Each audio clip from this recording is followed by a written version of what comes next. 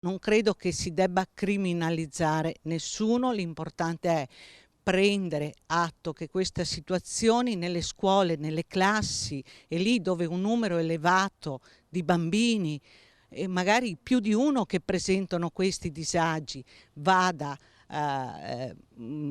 preso in esame attraverso appunto l'aiuto anche e il supporto anche con qualche risorsa in più. Secondo la CGIL bisognerebbe partire da questo per evitare che si verifichino ancora episodi come quello avvenuto in una scuola elementare del Veneziano, in cui una bambina ha colpito la maestra facendole perdere l'equilibrio e provocandole una lesione al ginocchio che l'ha costretta a recarsi al pronto soccorso.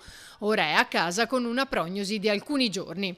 Un episodio che si inserisce nel contesto già difficile di una classe dove da tempo i genitori si lamentano dei problemi comportamentali di questa alunna, che avrebbe improvvisi scatti di ira e violenza verbale e fisica. Le maestre hanno addirittura dovuto far sparire le forbici per evitare pericoli.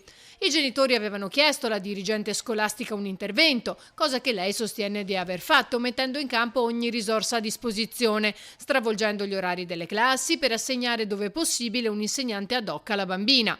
Anche il comune aveva preso in carico la questione, proponendo l'affiancamento scolastico o anche quello domiciliare, ma i genitori della bambina hanno rifiutato.